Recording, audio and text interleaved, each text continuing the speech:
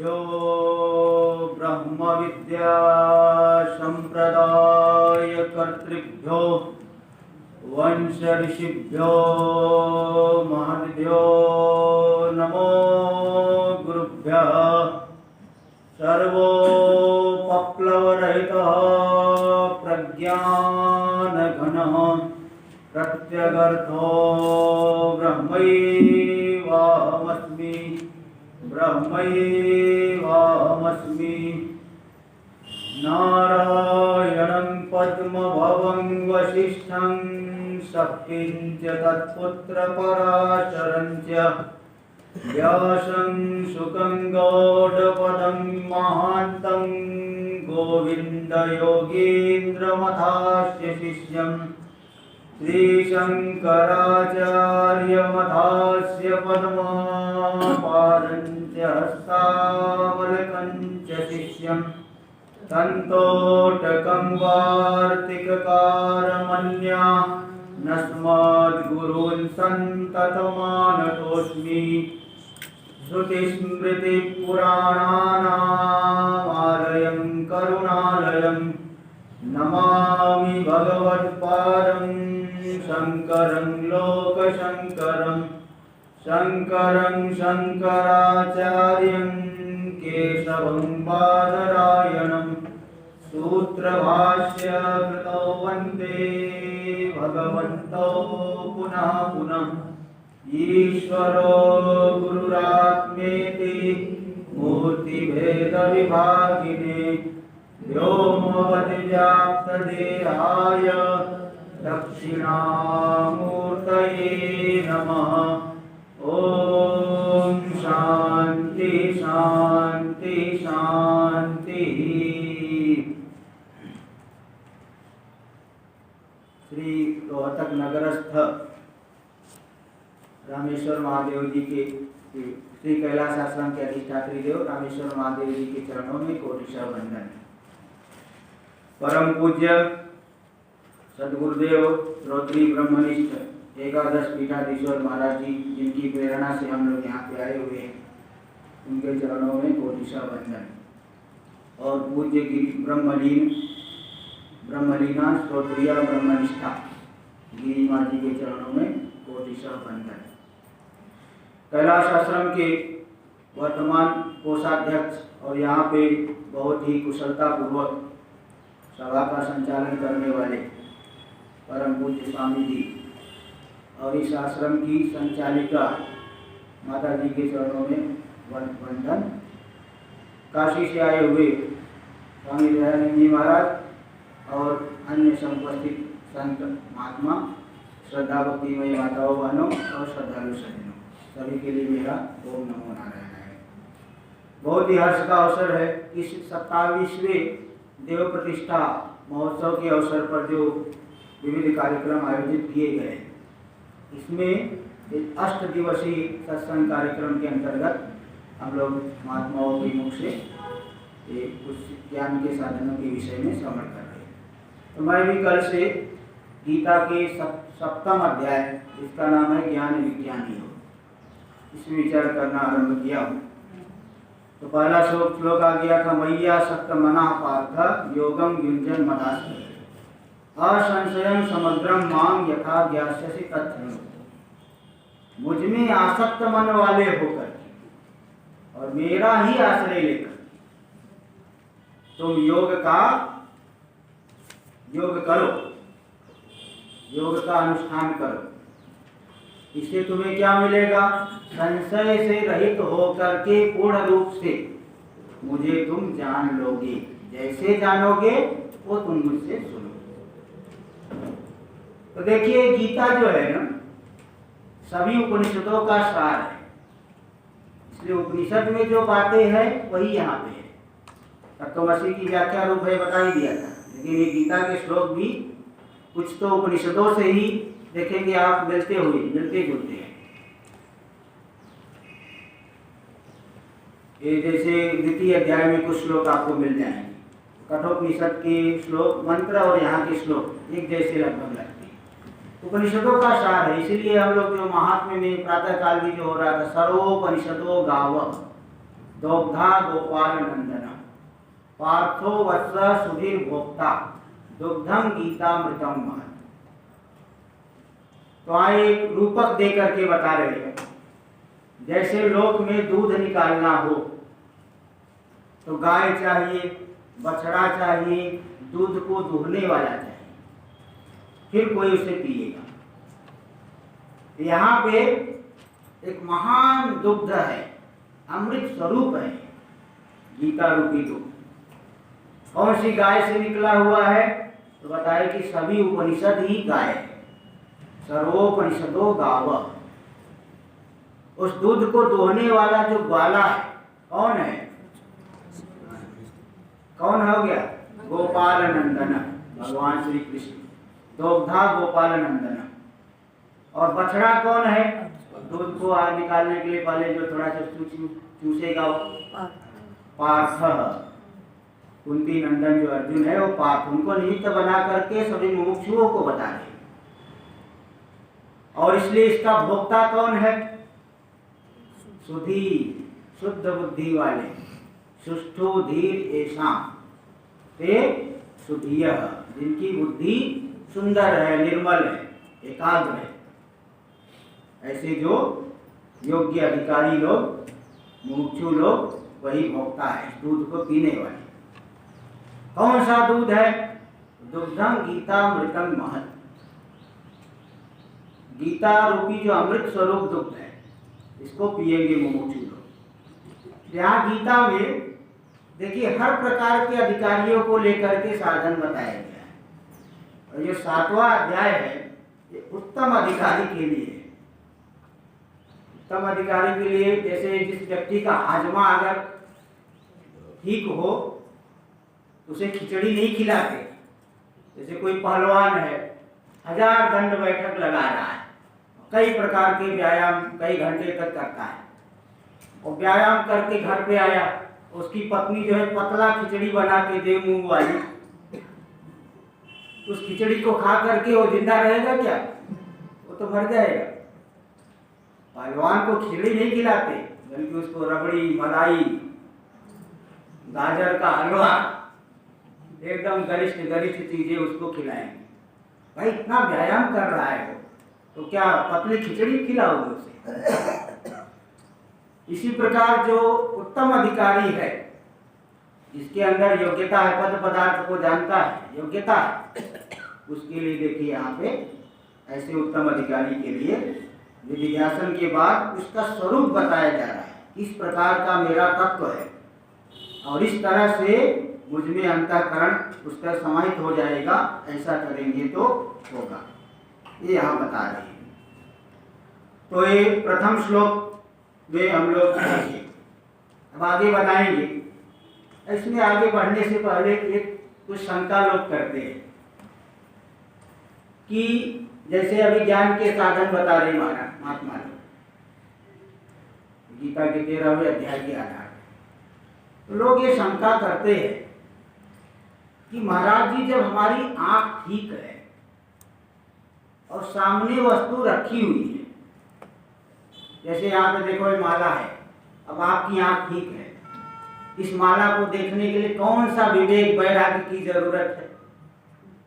इसको देखने के लिए बहुत विवेक चाहिए, बहुत वैराग्य चाहिए। एकदम ध्यान करोगे 2 घंटे तक, तब दिखेगा क्या है? हमारी आंख प्रमाण ठीक है, सामने वस्तु है, विवेक वैराग्य समाधि षट संपत्ति मुमुक्षा इन सब की क्या आवश्यकता है? क्यों इनकी जरूरत है? हम देख लेंगे ऐसे ही, सामने लोग बैठे हुए दिख तो रहे हैं, कौन सा बहुत बड़ा विवेचन करना है, दिख तो रहे सामने।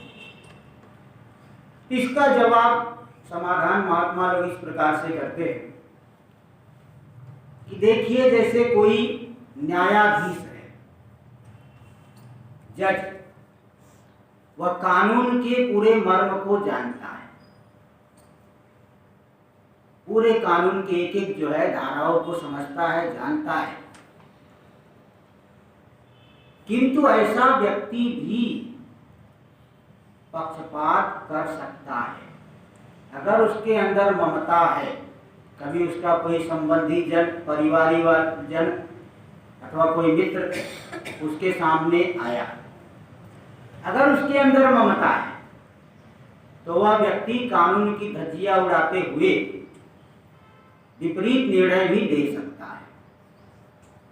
ठीक इसी प्रकार हमारे अंतःकरण में अगर राग द्वेष है, शास्त्र तो ठीक कह रहा है, लेकिन हमारे अंतःकरण में राग द्वेष है तो हम शास्त्र का पक्ष नहीं लेकर के संसार की तरफ ही झुकेंगे,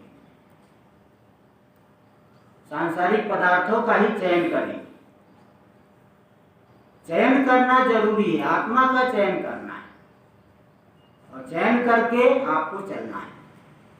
जैसे कोई लक्ष्य है, कहीं पे आपको जाना है, आपको मालूम रहता है कि मुझे यहाँ तक जाना है, यहाँ पे जाना है, इसके लिए ये साधन है।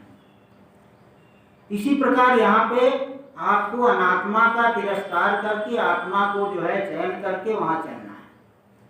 इसलिए अंतःकरण में ये सब दुर्गुण सभी हटने चाहिए और जो बताया अमानित्व, दंभित्व आदि, ये सब हमारे अंदर रहेंगे, तभी ठीक से हमारी साधना हो पाएगी। इसीलिए ये सब बताया जाता है। ज्ञान के साधन भी बताए जाते हैं और ज्ञान का स्वरूप भी बताया जाता है, ज्ञान का फल भी बताया जाता है। सभी का निरूपण शास्त्रों में विधिवत हुआ है। तो प्रथम श्लोक हम लोग देख चुके थे। अब दूसरा श्लोक देखिए। भगवान प्रतिज्ञा करने के बाद जब अर्जुन अभिमुख हो गया, अर्जुन का ध्यान केंद्रित हो गया, तो भगवान अब बता रहे हैं, तो मतलब अर्जुन के माध्यम से हम लोगों को ही बता रहे। तो दूसरा श्लोक देखिए। ज्ञानं तेहं सविज्ञानम् इदं वक्ष्याम्यशेषतः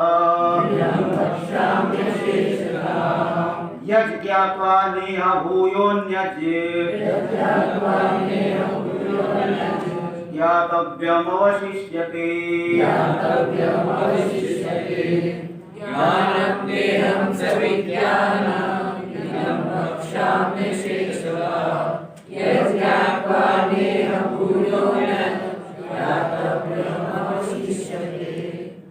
ते अनितुभ्यम अहम ते तुभ्यम सविज्ञानम इदं ज्ञानम अशेषतः वक्ष्यामि यद् ज्ञात्वा इह अन्यत् ज्ञातव्यम भूयो न अवशिष्यते। अन्वय ऐसा है। ते अनितुभ्यम तुम्हारे लिए, जैसे हम लोग में कहते हैं नमस्ते, नमस्ते बोलते हैं ना, नमस्ते। ते अनितुभ्यम तुम्हारे लिए, आपके लिए नमस्कार, नमस्ते। ते का अर्थ है तुम्हारे लिए, ते अनितुभ्यम का ते हो जाता है। तो ते अहम ते, मैं तुम्हारे लिए इस ज्ञान को विज्ञान के सहित बताऊंगा। अब विज्ञान का अर्थ कोई साइंस नहीं ले लेना। सोचोगे कि आए थे दिल्ली से सत्संग सुनने और यहाँ विज्ञान साइंस बता रहे, केमिस्ट्री फिजिक्स आदि बता रहे। यहाँ विज्ञान का अर्थ साइंस नहीं है, बल्कि अपरोक्ष ज्ञान। दो प्रकार का ज्ञान होता है, एक परोक्ष ज्ञान होता है, एक अपरोक्ष ज्ञान होता है, प्रत्यक्ष ज्ञान। जैसे आपको बताया जाए कि देवदत्त नाम का आदमी दिल्ली में रहता है, आपने सुना तो, लेकिन आपको पूरा एकदम मालूम नहीं पड़ा कैसा है, कितना बड़ा है, कैसा है, गोरा काला कैसा है, नहीं पता है। ये जो ज्ञान हुआ ये कैसा ज्ञान है? परोक्ष ज्ञान है। ऐसे अस्ति ब्रह्मेति चेत् ज्ञानम, अस्ति ब्रह्मेति ज्ञानम परोक्ष ज्ञानम उच्यते। और अहम ब्रह्मेति चेत् ज्ञानम साक्षात्कार स उच्यते। पंचदशी में एक श्लोक आता है, अस्ति ब्रह्म, ब्रह्म है, परमात्मा है, जगत का नियामक है, ऐसा जो हमें ज्ञान हो रहा है, इसको, इस ज्ञान को क्या कहेंगे?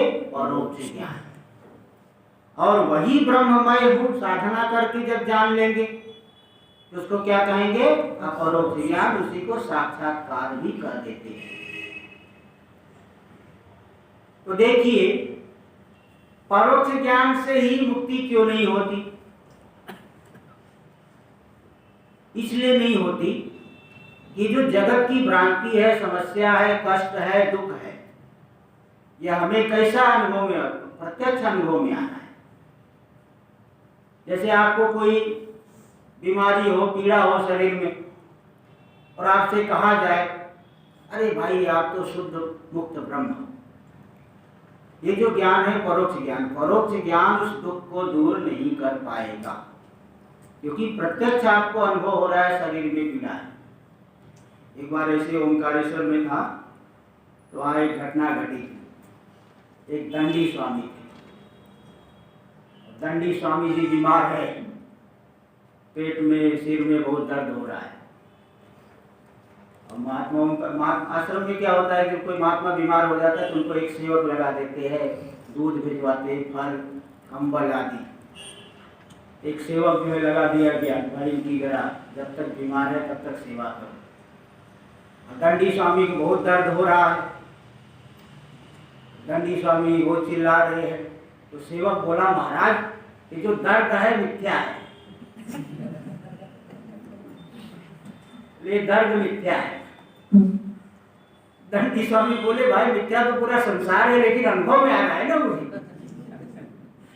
मिथ्या तो पूरा संसार ही है, लेकिन मुझे अनुभव में आ रहा है ना।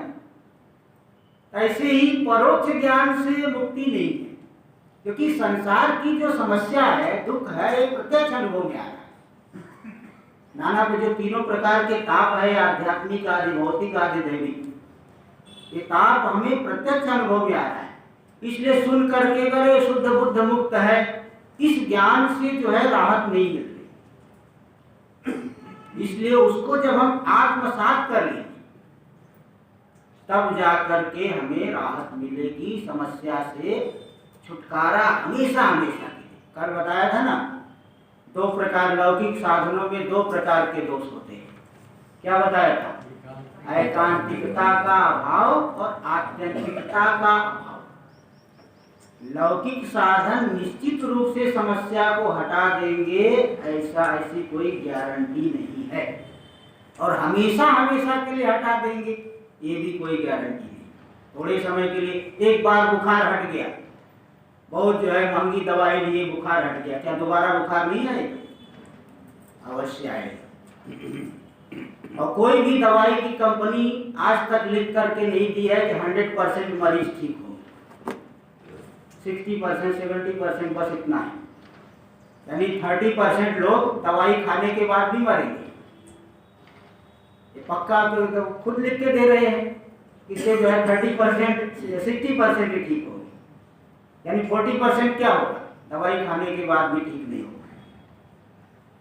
तो यहाँ पे इसीलिए वो वाली हालत यहाँ ना, इसलिए कह रहे हैं केवल ज्ञान नहीं, परोक्ष ज्ञान नहीं, विज्ञान के सहित, अपरोक्ष ज्ञान के सहित तुम्हें ज्ञान का उपदेश अशेषतः पूरी तरह से, कारण कलाप के सहित, साधनों के सहित, और पूरा स्वरूप का निरूपण यहाँ किया है।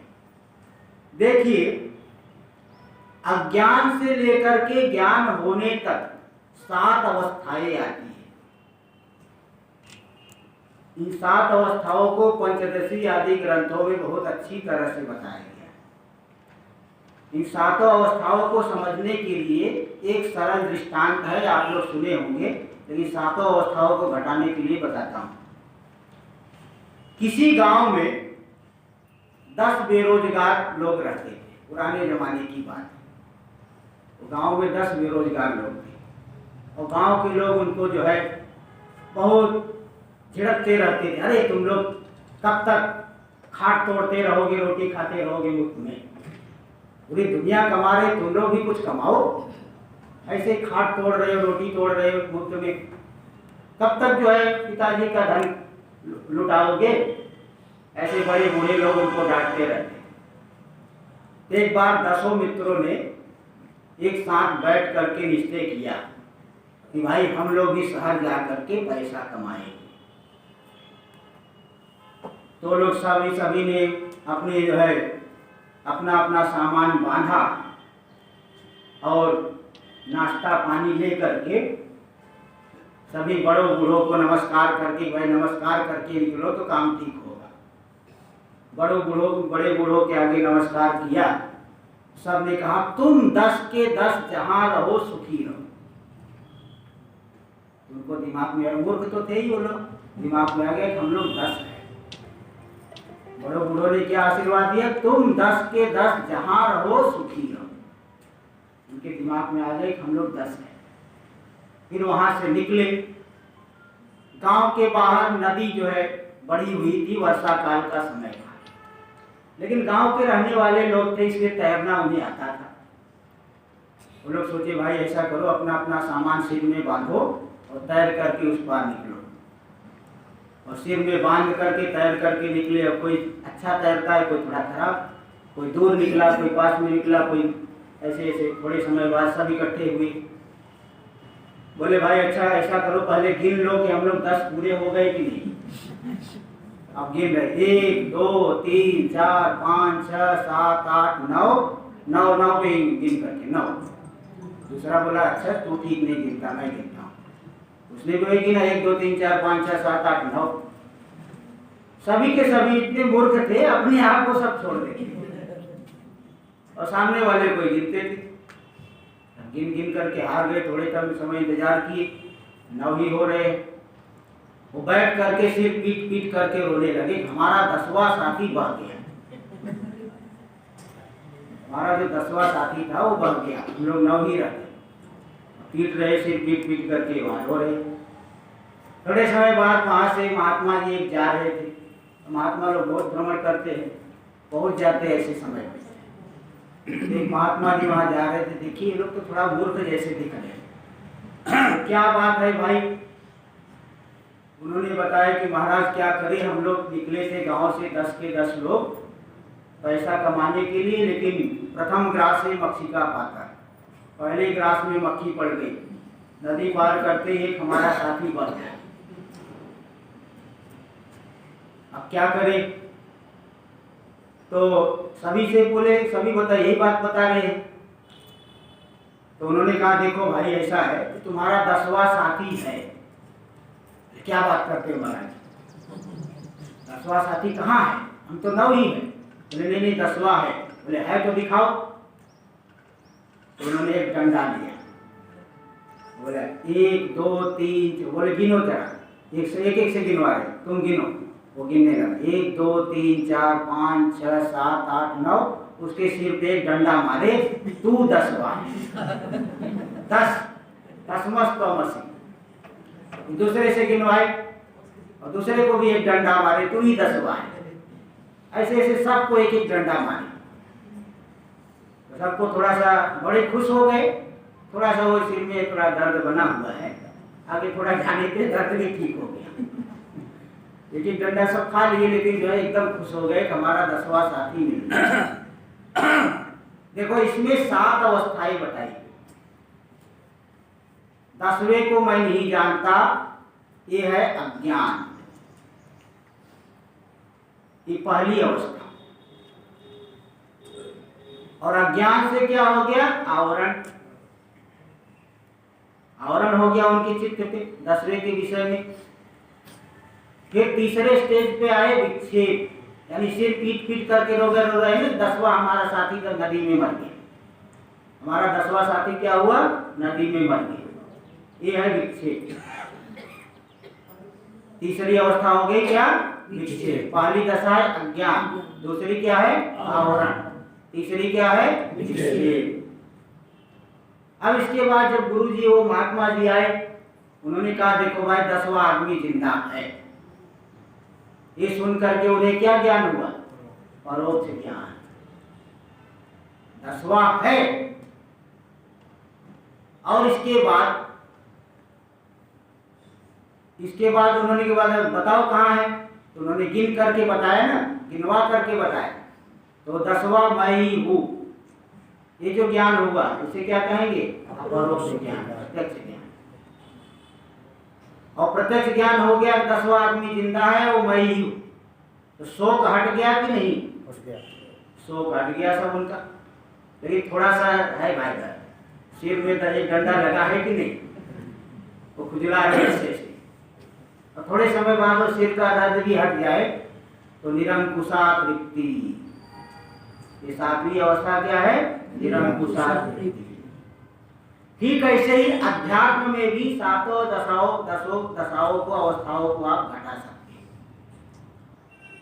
साधारण व्यक्ति से पूछा जाए, भाई तुम कूटस्थ ब्रह्म को जानते हो, जो परमानंद रूप है, व्यापक है, ऐसे ब्रह्म को जानते हो?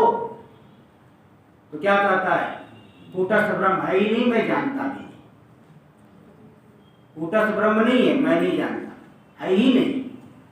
वो क्या कहेगा? है ही नहीं, मैं जानता नहीं। यह अज्ञान, अज्ञान से उसके चित्त में क्या हो गया है? आवरण हो गया है, नहीं जान पा रहा है। इसलिए जान जाता तो बता देता। और फिर अपने आप को क्या मानता है? मैं तो मरने वाला, मैं जीने वाला, पैदा होने वाला, अभावग्रस्त संसारी, समस्याओं से परेशान, अल्पज्ञ हूँ, अल्पशक्तिमान हूँ। ये जो जानता है, ये क्या हो गया? और जब आप कैलाश आश्रम में आओगे यहाँ पे, तो माता जी क्या बताएंगे कि तुम तो परमानंद रूप हो, ब्रह्म हो। ये जान करके कैसा ज्ञान हुआ? परोक्ष ज्ञान। यही है परोक्ष ज्ञान। पहले ज्ञान की परोक्ष, पहले तो आपात रूप से जानते थे, लेकिन यहाँ पे जरा विधिवत श्रवण आदि करोगे तो परोक्ष ज्ञान। और फिर आप उसका मनन करोगे। श्रवण करने से तो सामान्य रूप से ज्ञान हुआ, शास्त्र के तात्पर्य का निर्धारण हो गया, लेकिन प्रत्यक्ष आदि प्रमाणों से विरोध मालूम पड़ता है कि भाई ब्रह्म तो व्यापक है, मैं तो एकदम छोटा सा आदमी, परिचिन्न हूँ, मैं कैसे व्यापक ब्रह्म हो सकता हूँ? फिर गुरुदेव बताते कि नहीं, ये जो तुम छोटा और बड़ा भाव देख रहे हो, ये तुम उपाधि को लेकर के ही देख रहे हो। भाई कोई भी समस्या है, कोई भी परेशानी है, आप लोगों को चैलेंज के साथ बोल सकता हूं मैं कि आप बिना किसी उपाधि को जोड़े अपने में समस्या दिखाओ।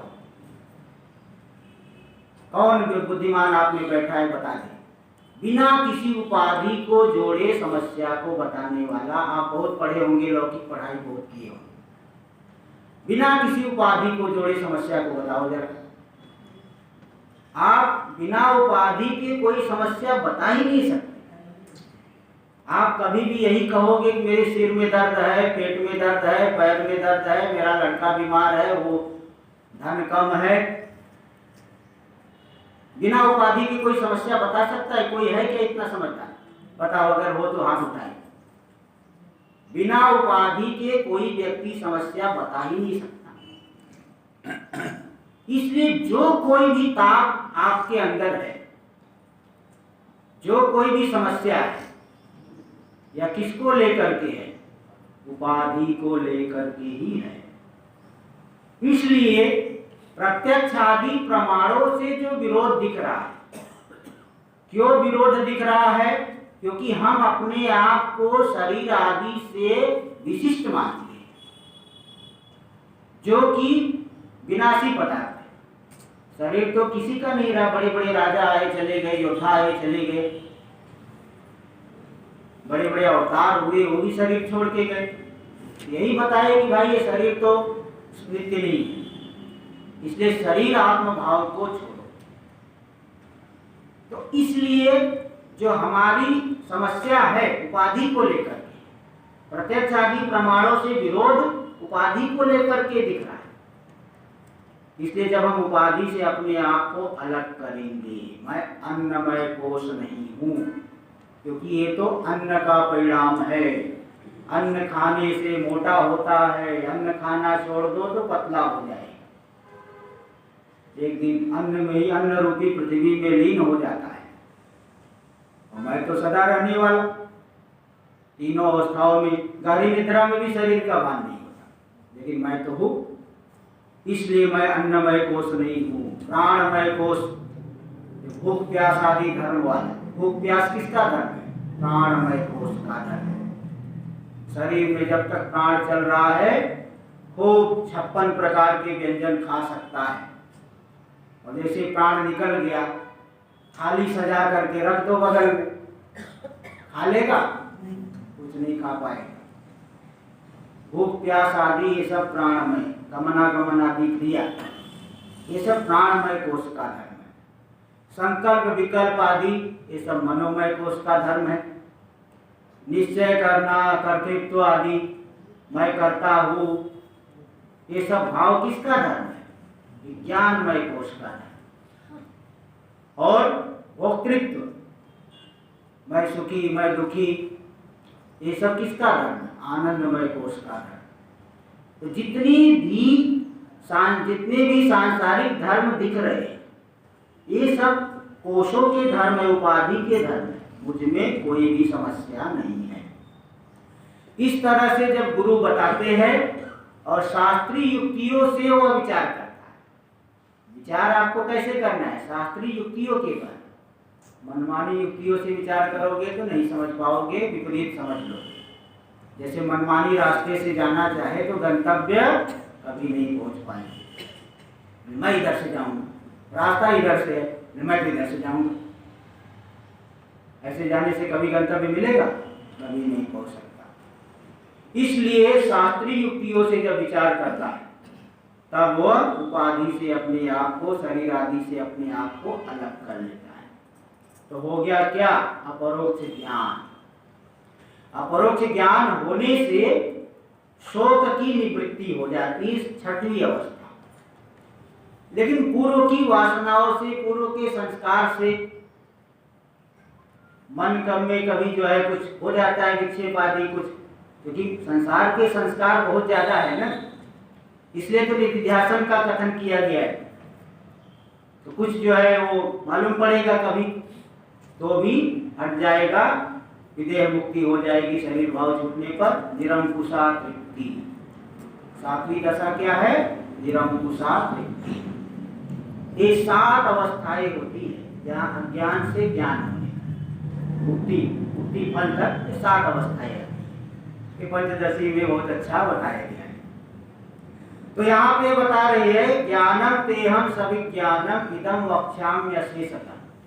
मैं तुम्हें अपरोक्ष ज्ञान, संयुक्त ज्ञान को पूरी तरह से बताऊंगा। यद ज्ञात्वा नेह भूयोन्यत् ज्ञातव्यम अवशिष्यते। जिसको जान करके, जिस ज्ञान की प्राप्ति करके और कुछ भी जानना बाकी नहीं रह जाता। अब ये भी एक समस्या खड़ी हुई, एक उसी को जान करके और कुछ जानना क्यों बाकी नहीं रह जाता?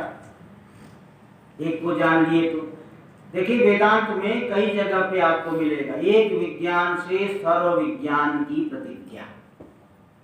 मुंडकोपनिषद में देखेंगे, वहाँ शौनक ऋषि अंगिरा ऋषि के पास गए, गुरु जी के पास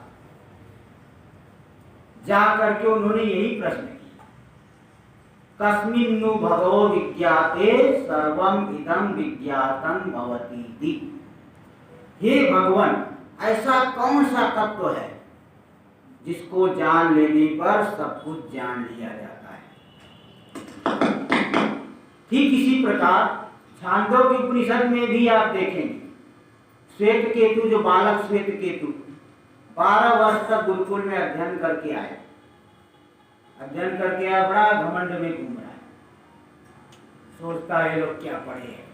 जैसे आजकल के लड़के लोग पढ़ लेते हैं बहुत, तो दूसरे अरे ये लोग क्या जानते हैं। महात्मा लोगों को तो कई लोग सोचते हैं कि लोग बिल्कुल अनपढ़ होते हैं, कुछ पढ़ लिख करके नहीं आए इसलिए महात्मा बन गए ऐसा भी सोचते हैं, ऐसा कई लोग सोचते हैं। आजकल के नए नए पढ़ने वाले उन्हें यही सोचते हैं कि महात्मा लोग कुछ पढ़े लिखे नहीं हैं लेकिन जब यहाँ देखते हैं महात्माओं की क्वालिफिकेशन, आश्रम में देखते हैं तो उनको लगता है कि भाई मैं भी इतना नहीं पढ़ा तो देखिए वो जो है श्वेत केतु 12 वर्ष तक गुरुकुल में अध्ययन करके आया और बड़े घमंड में घूम रहा है। उसके पिताजी ने उससे पूछा, भाई तुमने ऐसा कौन सा ज्ञान जो है प्राप्त कर लिया, इतने घमंड में घूम रहे हो? क्या तुमने अपने गुरुजी से उस तत्व को पूछा?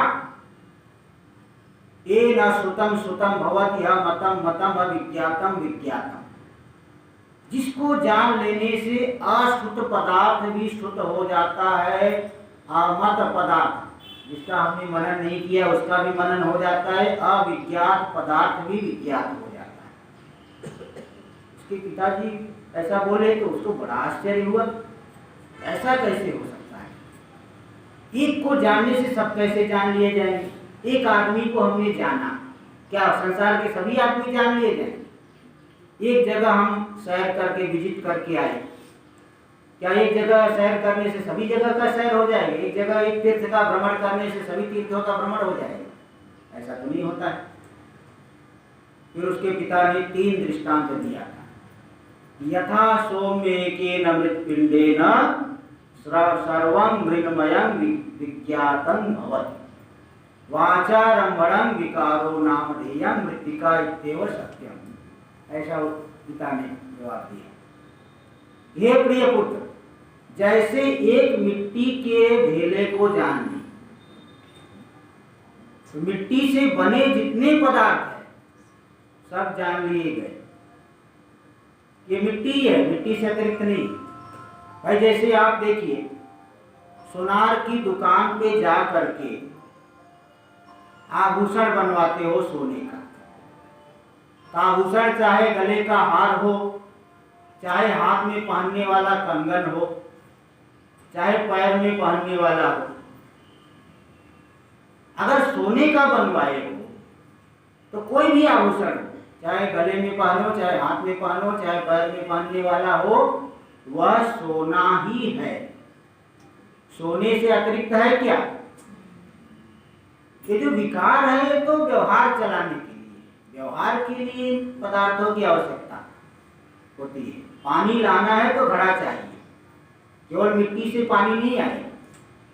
ठंडी को दूर करना है तो कपड़ा पहनना पड़ेगा। तंतु को ऐसे कि इतना तंतु ले, इतनी रुई लेकर के सिर में लगा लिए, थोड़ा रुई के बीच में बैठ गए तो बड़ी परेशानी होगी। ये जो विकार है, कार्य है व्यवहार चलाने के लिए, लेकिन उपादान से अतिरिक्त कोई कार्य नहीं होता। उपादान से अतिरिक्त कार्य होता है? बोलो। अगर सोने से अतिरिक्त आभूषण है तो भाई सोना मुझे दे दो, आभूषण आप ले जाओ, क्या बचेगा आपके हाथ में? बताओ, कुछ बचेगा? कुछ नहीं बचेगा, खाली हाथ चले जाओगे। इसलिए कार्य जो है कारण से अतिरिक्त नहीं होता। हमारी दृष्टि कारण में केंद्रित होनी चाहिए। इसी प्रकार पूरे के पूरे संसार का कारण है परमात्मा, वही माया से पूरे जगत की रचना कर रहा है। जैसे हम लोग स्वप्न में सोए, दृष्टा तो एक ही है, लेकिन अज्ञान से कितना संसार दिखता है वहां स्वप्न में, वो वास्तव में बन करके दिखा क्या? ज्ञान से दिखा। इसी प्रकार स्वरूप के अज्ञान से संसार जो है दिख रहा है। जिसकी वासना जितनी ज्यादा दृढ़ है उसको संसार उतना ही सत्य लगेगा। जैसे जैसे हमारी वासना ढीली पड़ती जाएगी, संसार में निस्सारता मालूम पड़ेगी, कोई सार नहीं। वासनाएं हमारी बहुत ज्यादा बैठ गई है ना, इसलिए वो सत्य लगता है। वासनाएं हमारी ढीली हो, वेदांत बारंबार जब सुनते हैं तो हमारी वासनाओं पे चोट पहुंचता है, वो वासनाएं संसार की ढीली हो जाती है। तो यज्ञ ज्ञात्वा नेह भूयोन्यज्ञ ज्ञातव्यम अवशिष्यते, जिसको जान करके और कुछ भी अधिक जानना बाकी नहीं रहता, सब जान लिया जाता है। अभी आज से इतना ही बताता हूँ, केवल एक शब्द का और अर्थ बता देता हूँ। कुछ लोगों को जिज्ञासा होती है, जो पद वाक्य प्रमाण पारावारीण। देखिए, ये पारावारीण शब्द व्याकरण में एक वार्तिक आता है, अवार पाराद विगृहीता समस्ता चेति वक्तव्यम। इस वार्तिक से अवार पार शब्द से ख प्रत्यय हो करके ख को इना आदेश हो जाता है। अवार पारीना नकमड़ा हो जाए। अवार का मतलब होता है इस पार और पार का मतलब होता है उस पार। जैसे नदी हो, नदी का दो पार है, इस पार उस पार। अवार पारम जानाति गच्छति प्राप्नोति इति अवार पारिणः। इस पार को भी जानता है, उस पार को भी जानता है। जैसे शास्त्र गीता के अवार पारिण है, मतलब गीता के पूरे आर पार को जानने वाले। अवार पारिणः मतलब आर पार को जानने, इस पार उस पार पूरी तरह से जानने वाले। और पद वाक्य प्रमाण पारावारिणः, पद यानी व्याकरण। वाक्य का अर्थ स्वामी जी बता देते मीमांसा। प्रमाण यानी न्याय, न्याय में प्रमाणों का विशेष निरूपण है। तो पद वाक्य प्रमाण पारावारिणः, इन सबके आर पार को जानने वाला। उस वार्तिक से चार शब्द बनते हैं, अवारिणः, पारिणः, पारावारिणः, अवार पारिणः। ऐसे चार शब्द बनते हैं। व्याकरण में लघु सिद्धांत कौमुदी में ये वार्तिक है।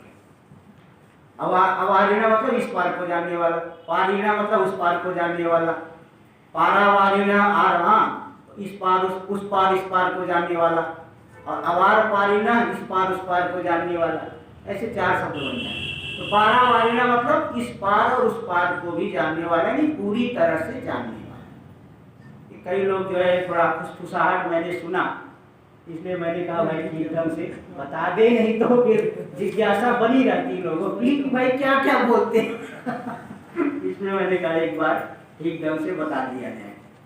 आगे का विचार हम लोग कल करेंगे। ओम पूर्णमदः पूर्णमिदं पूर्णात् पूर्णमुदच्यते पूर्णस्य पूर्णमादाय पूर्णमेवावशिष्यते। ओम शांति शांति शांति। शंकरं शंकराचार्यं केशवं बादरायणं सूत्रभाष्य कृतौ वन्दे भगवन्तौ पुनः पुनः। ईश्वरो गुरुरात्मेति मूर्तिभेद विभागिने व्योमवद् व्याप्तदेहाय दक्षिणामूर्तये नमः। ओम शांति शांति शांति।